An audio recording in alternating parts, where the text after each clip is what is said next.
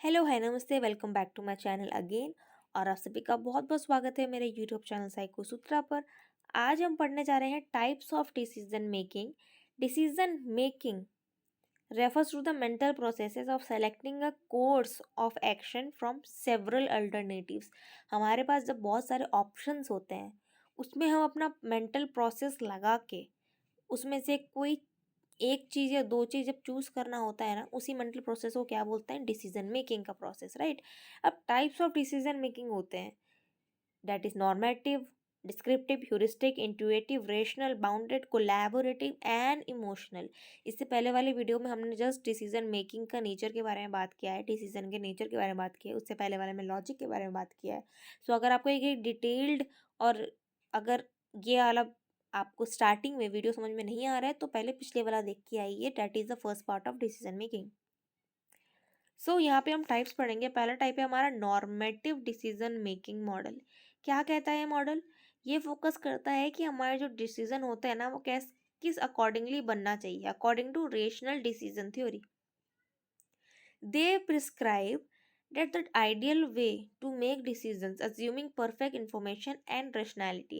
Examples included expected utility theory, which suggests that decision should be maximized, and expected utility. एक अच्छा decision ना कैसे बनाना चाहिए, ये बोल रहा है, ये मॉडल बोलता है कि आप फॉर एग्जांपल अगर आपको कार खरीदना है तो आप कार के बारे में, जो भी कार खरीदनी है उस बारे में आप परफेक्ट इंफॉर्मेशन गेन कीजिए, फिर उसमें रेशनल थिंकिंग कीजिए और फिर यूटिलिटी एक्सपेक्टेड जो थ्योरी है वो लगाइए, यानी कि उसके बेनिफिट्स और डिसएडवांटेजेस देखिए, उसके बाद आप डिसीजन लिखे लीजिए जिसमें यूटिलिटी मैक्सिमाइज हो, मतलब बेनिफिट मैक्सिमाइज हो। तो नॉर्मेटिव डिसीजन मेकिंग ये कहती है, राइट? अब डिस्क्रिप्टिव डिसीजन मेकिंग क्या कहती है? This model describe how decisions are actually made in real world settings, often deviating from normative models due to cognitive biases, limited information and emotional factors। पहले वाले में तो बहुत क्लियर उन्होंने बताया कि क्या करना है, ठीक है, नॉर्मेटिव में। लेकिन डिस्क्रिप्टिव मॉडल ये कह रहा है कि एक परफेक्ट डिसीजन हम कैसे ले सकते हैं जब हमारे पास एक प्रॉपर सेट ऑफ नॉलेज नहीं है, कोई रिसोर्स नहीं है, या इन कल्चर और इन्वायरमेंट हमारी फैमिली इन्फ्लुएंस कर रही है, हमारे ऊपर कोई बायसेस या कॉग्निटिव बायसेस लगे हुए हैं, या हम इमोशनली वर्नरेबल हैं, emotional factors, limited information factor and cognitive biases factor, ये सारे कंट्रीब्यूट करते हैं कि नॉर्मेटिव मॉडल से कैसे ये अलग है, राइट?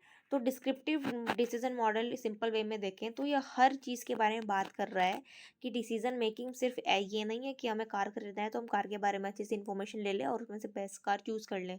हमें फैमिली से भी पूछना है, दोस्तों से भी राय लेनी है, हमारा खुद का कल्चरल और जिस सोसाइटी में रहते हैं उसके अकॉर्डिंग प्राइसिंग भी देखना है, फाइनेंशियल चीज़ भी देखना है, right?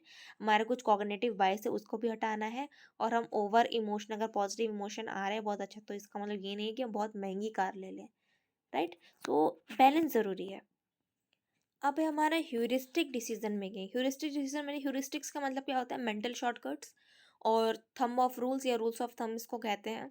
That simplify decision making. ये कैसे सिंप्लीफाई करता है कि ना एक क्विक डिसीजन लेना होता है ना, तो जब भी हम एक बहुत जल्दीबाजी में होते हैं तब हम एक इनकम्प्लीट इन्फॉर्मेशन के बेसिस पर ही एक क्विक डिसीजन ले लेते हैं, उसी को बोलते हैं heuristic decision making. For example include the availability heuristics, judging the frequency और likelihood of a event based on how easily examples comes to mind। Like for example अगर किसी ने बोला कि ठीक है कल आ जाना मेरे घर पे पार्टी है, तो आपने सोचा अरे वाह पार्टी है, मतलब गाने वाने चल रहे होंगे, बहुत सारे लोग आए होंगे, अच्छे अच्छे कपड़े पहन के जाना है।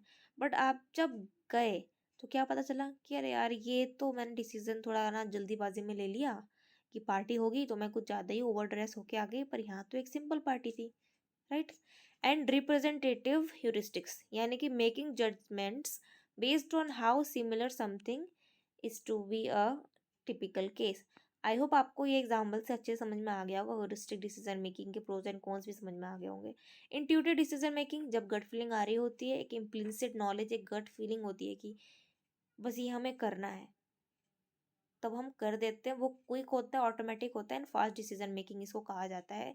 कि एनालिटिकल और डेलिब्रेट जो कि डेलिबरेट और स्लो डिसीजन प्रोसेस होता है, उससे कॉन्ट्रास्ट करता है। इंट्यूशन ना हम ऐसे नहीं कि कोई भी ले सकता है, इसमें भी एक एक्सपर्टीज होने ज़रूरी है। कैसे? हम लाइफ एक्सपीरियंस से, अगर हमको कल्टीवेशन हुआ है, एक्सपीरियंस से हम समझ पाए हैं, तो लाइफ एक्सपीरियंस से ही ये डेवलप हो सकता है इंट्यूशन का पावर, राइट। फिर है rational decision making. This model assumes that individuals will consistently choose the option to maximize their utility given their preferences and information available. It emphasizes symptomatic, ठीक है, systematic analysis and evaluation of alternatives। Rational वाला भी देखिए यही same चीज़ बोल रहा है कि जिसमें फ़ायदा हो, जिसमें प्रेफरेंसेस आपका ज़्यादा हो, उसी में आपको डिसीजन मेकिंग लेनी चाहिए। एक systematic analysis and evaluation alternatives के बाद जिसमें आपका फ़ायदा देखिए आपको वही करना चाहिए। बाउंडेड रैशनैलिटी देखिए ये हर्बर्ट साइमन ने दिया था। सही सिंपल सी बात है, जैसे कि फॉर्मेटिव इंफॉर्मेटिव जो था डिसीजन मेकिंग, उसमें क्या बता रहे थे, उसका कॉन्ट्रास्ट में और अच्छा वर्जन निकला उसके नीचे वाला, जो कि हमने सेकंड क्या पढ़ा, डिस्क्रिप्टिव। वही यहाँ पर रेशनल डिसीजन थिंकिंग का भी एक एक्सटेंडेड वर्जन निकला, जो कि बाउंडेड रैशनैलिटी, यानी कि एक रियल वर्ल्ड डिसीजन मेकिंग करना कि ये क्या बहुत भी अच्छा है, अच्छा तो है, लेकिन क्या मैं इसके बारे में पूरी तरीके से जानती हूँ, क्या ये सोसाइटी में फिट बैठेगा, is this a decision that we are making, is that good enough other than optimal. Due to cognitive limitations such as time constraint and lack of incomplete information। Emotional decision making में क्या होता है, emotion के through decision लेना। अब ये अगर positive emotion है तो आप अच्छे डिसीजन ले सकते हैं, और अगर नेगेटिव इमोशन है तो हो सकता है आप कुछ गलत डिसीजन की ओर चले जाएं। So emotion can significantly influence, definitely influences the decision making process, sometimes leading individuals to make choices that may not be strictly rational but are emotionally satisfying and comforting। Then है हमारा collaborative decision making. ये क्या चीज़ है, देखिए collaborating मतलब collaboration हो रहा है, दो तीन जने आके मिल रहे हैं, यानी कि ये सोशल एंड ऑर्गेनाइजेशनल कॉन्टेक्स्ट में काफ़ी देखा जा सकता है, जहाँ पे बार्गेनिंग करके, नेगोशिएशन करके एंड रेपो बिल्डिंग करके, या अलग अलग चीज़ों से मल्टीपल पर्सपेक्टिव एंड प्रेफरेंसेस लेके हम एक डिसीजन मेकिंग करते हैं। ये आप देख सकते हैं मीटिंग्स में, ऑर्गेनाइजेशन में, इंडस्ट्रीज़ में कहीं मीटिंग हो रही होती है, या सोसाइटी की मीटिंग्स होती है, उसमें भी ये डिसीजन मेकिंग हम देखा जा सकता है, राइट। अगर हम इसकी प्रोसेस की बात करें ना, तो देखिए सबसे पहले आप प्रॉब्लम को आइडेंटिफाई करें कि प्रॉब्लम क्या है। अगर हम इसका एक एग्जांपल लें, हमें एक कार खरीदनी है, राइट, तो हम प्रॉब्लम देखेंगे कि ठीक है हमको एक कार खरीदनी है, एक अच्छी कार खरीदनी है, ये हमारा प्रॉब्लम हो गया। फिर एस्टेब्लिश डिसीजन क्राइटेरिया, कि भाई वो डिसीजन हम कैसे लेंगे, ठीक है, हम कहाँ कहाँ से इंफॉर्मेशन गैदर करेंगे। फिर वेक डिसीजन क्राइटेरिया, यानी कि उसके प्रोज एंड कॉन्स देखना। उसके बाद जनरेट अल्टरनेटिव्स, कि ये कहाँ कहाँ से कैसे कैसे लिया जा सकता है। फिर उस अल्टरनेटिव का भी इवैल्यूएशन करना, ठीक है, कि इसमें से ना क्या सही रहेगा क्या नहीं सही रहेगा। जो सही रहेगा देन उसके बाद उसको चूज़ करना।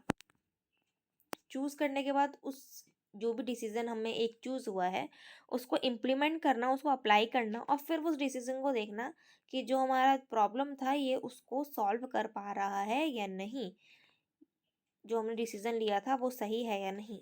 अगर कैरेक्टरिस्टिक्स ऑफ डिसीजन मेकिंग की बात करें तो पहली बात ये सिलेक्टिव होता है, राइट, हम अल्टरनेटिव ऑप्शंस में से एक दो सेलेक्ट करते हैं। इवैल्यूएशन इसमें इंक्लूड होता है, ये ऑनगोइंग प्रोसेस होता है।